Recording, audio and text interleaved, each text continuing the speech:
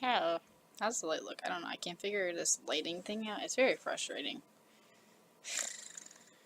Hi.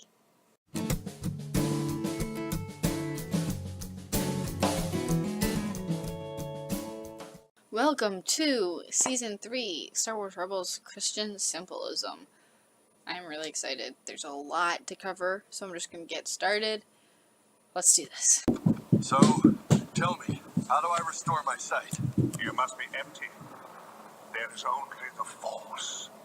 Now, turn and walk forward. I'm not sure this is such a good idea. And why not? Because those spiders are out there, waiting. There's so much I could do a 5-minute video on just this clip. Anyway, okay, let's do this. Okay, 2 things about this clip. One is, like, you have to be empty of your own will so that you can see God's will. Like, Kanan right now is blind. Oh yeah, spoiler alert if you haven't seen this. Kanan's blind, and he wants to be able to see again. And Bendu says, okay, I'll teach you to see, which Kanan was blinded by a lightsaber. But, so really, what I like to take out of this is that, like, you have to be empty of your own will and of your own desires to let the Lord take over in your life and let Him show you so you can show you His will and so you can see it. And, also, like, going into what Kanan does, like, I don't like the sound of this. Sometimes we are kind of scared and we don't like the sound of God's plan. But we just gotta, like, let go. What happened out here? Jedi Knight. It's this. Ah, interesting. Careful, it's dangerous. How so? It's a Sith holocron, a source of evil. My student's been using it, and I'm afraid it's changing him. An object cannot make you good or evil. The temptation of Oh, power, wow. forbidden knowledge, even the desire to do good can lead some down that path. But only you can change yourself. Bendu's I should have said this earlier, Bendu's, like, the balance between good and evil. So he's just, like, straight down the middle, and he's hysterical. So he says something like, an object can't make you good or evil, only you can change yourself. And it's really, I mean, like, take technology, for example. Technology is super helpful. You can communicate with people from across the world, from across the country. You can communicate with your teachers. You, like, just, I have a question, and you don't have to wait until the next day, which could be tragic for your grade. Technology is not good or bad in itself, but it's what we do with it. Stuff that we do with technology, whether it's just spending too much time on it when we should be praying or with our friends or family, whether it's stuff like pornography, like, that's when technology becomes evil. But when you use it for good, when you, like what I'm doing right now, like, when you use it for spreading the gospel or keeping in touch with your friends, not obsessively, so that you're not present to the people with you, but just, that is when technology becomes for good. And you control whether that technology is good or bad. Ezra, I'm right here. Dang it! I can't reach you. It's too far.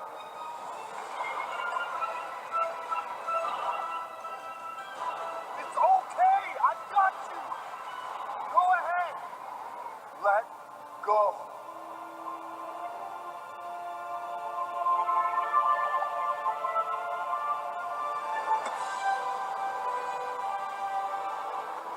Hey, Kanan, Jesus, Ezra, me, or you, or whoever you want to put into the equation. Like, you have to see, of course, you have to see the whole episode to understand what's going on. But Ezra kind of messed up really badly in this episode. It's such a good episode, by the way. But Ezra messed up, and now he's, like, in this situation where it's just a bad situation, and he cannot get out, and he's like he's gonna die, or he's gonna reach out to Kanan. And that's really how it is with Christ. Like Ezra I feel like Ezra a lot. Because, like, no, I just can't let go. And then Kanan reaches out to Ezra and he says, just let go. I've got you. And that's really what Christ does to us. It's like, just let go. I got you. It's going to be okay. And so Ezra lets go and he's saved.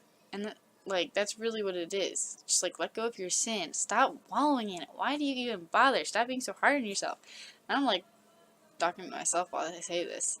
Honestly, I cannot go into great detail. But, say Faustina's Diary,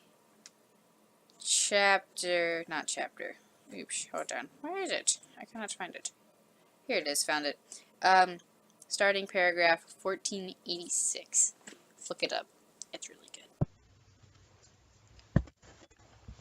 good. Fear, grief, anger. That's how they see me. That's how I see myself. Your sight returns. I distanced myself from everyone. From the Force, too. Your connection to the Force allows you to see in ways others cannot. If you can see yourself, you will never be truly blind. So, Kanan's kind of seeing himself and all this grief and anger and everything, and then his sin, it's sin. I mean, we're not going to get into the theological difference between the sin of anger and the emotion of anger. But, well, he's messed up. And he distances himself from everybody else because he feels awful about it. And that just makes him feel worse and makes everybody else feel worse. And then, but you have to own your sin. I've been talking to one of the sisters at my school. She's like, well, if you know your sin, that's great because you know you're doing it and you can work on stopping it. Good point. And so you just kind of have to own your sin and say, okay, I did this, now I gotta work on it. And if you can see yourself in that light and realize that you need to change, but it's not the end of the world, you're good. I'm sorry for everything, King. It wasn't your fault. I never blamed you, Ezra. It's time for you to forgive yourself. Yes, Master.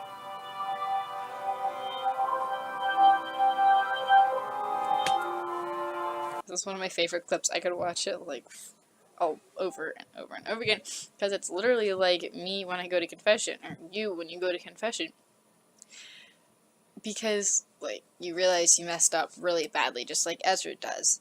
This is the second episode after the 45 minutes of emotional roller coasters, and Ezra's like, I'm so sorry, and Kanan says, it's time for you to forgive yourself. It's time for you to forgive yourself, because Christ, he forgives us. We say we're sorry, go to confession, and he forgets about it. We're the ones that usually are thinking, I did stuff so bad, it's I'm not worthy of his mercy.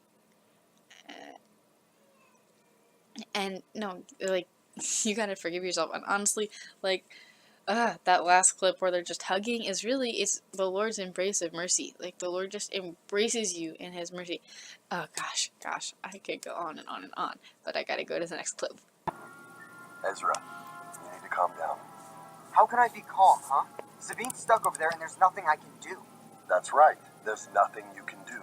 So nothing you are doing right now is going to help. Sit down. Ezra, part of a Jedi's wisdom comes from learning to accept when a situation is out of our control. Do you trust her? Of course I trust her. Good. Then trust she'll succeed. It's straight out of the Bible or something. I mean, it's not exact Bible verse quote, but I think you know what I mean, because it's true. Our lives are in the hands of God. I mean, yes, we have control, but we don't have control. It's really complicated. But what I'm talking more about, the practical, realizing when you can't do anything, so stop worrying about it. This morning, one of my friends said, I wish it was a day 2. And it was day 1. It's the weird block schedule that we have. It's you might wish that, you can't do anything about it, so stop worrying about it. that kind of situation where like you can't do anything, stop worrying about your grades. Yes, you have some control, but once they're in, there's really nothing you can do about it, so stop worrying. It's very simple, but so hard to accept. I'm sorry about the Calicori, Hannah. I thought I needed it to keep my mother's memory alive, but I have you. I have my father, and I'm surrounded by my family every day. As long as we hold on to that, she'll live on. Quick Calicori thing that they're talking about, it's a trinket heirloom that they passed down in Kara's family. That's just what it is. And she wanted to save it, and the Empire was occupying her home.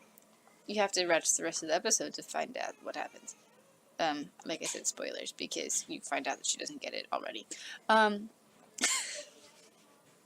But she's talking about how she wanted this to be like, and Kanan's like, I'm sorry, and then Hera says, it's okay. I have you, and I have my father, and I have my family, and that's all I need. And really, that's like community is so important. Like community centered in Christ is so important, and that's really what we need. End all be all. We need Christ, and we need our community. And out of that community, of course, stems prayer, and stems the study, and stems preaching. I am unashamedly being really Dominican right now. I am completely fine with that. Fighting with a stick. Well, maybe I'm trying to do things differently this time. Or maybe because she doesn't have the Force, you don't believe she can do this? No. The Force resides in all living things, but you have to be open to it. Sabine is blocked. Her mind is conflicted. She's so expressive and yet so tightly wound. She's so... Mandalorian. Ugh, very. I'll be sending out supplies. Is there anything specific that you need? Patience, understand. Sabine is my favorite character, and she's trying to learn how to use a lightsaber. She's not a Jedi. She's not strong with the Force, as Kanan explains. And so she's really frustrated. I mean, you really have to know Sabine beforehand to understand everything that's going on. But he's talking about being open to the Force, and apparently the Force is not completely parallel to the Holy Spirit. But you need to be open to the Holy Spirit. And the Holy Spirit is in all baptized Christians who are in the state of grace. So, like, you just have to be open to the Holy Spirit. And he can do great things with you, just like if Sabine is open to the Force, you can use a lightsaber. I should be frightened, but I'm strangely calm. The silence, solitude. This is beautiful. I'm in a world all my own. I do not feel alone. It's easy to see I fit perfectly in this wonderful, beautiful city. No, go away. So happy. This one's just really to be funny, but it's hilarious. AP5. Oh, AP5. It's hilarious, but it does have a point to it. Like, he likes silence. We need silence. Like, in this crazy, hyperactive, technological world, we need silence. Where there's noise constantly going on. We need silence. Even if it just start with 5 minutes a day. Start with 5 minutes a day. It's good. You don't have to be super happy like AP5, but just take it and listen to the Lord's voice. We need you to defeat the Empire. What you need, you already have. Unfortunately, you seem to be letting it all go. But if I had what I needed, why would the Holocron send me to you? They didn't. Maul did.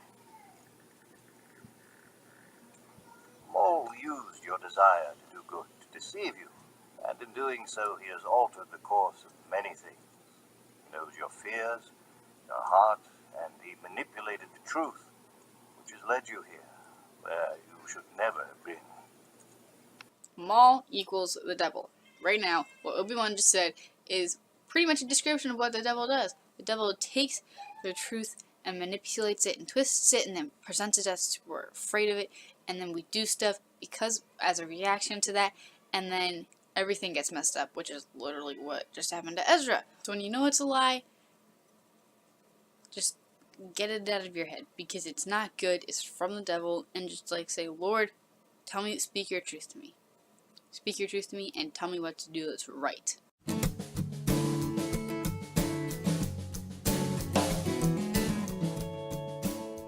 hope you enjoyed that. That's it for today. Get holy and have fun doing it.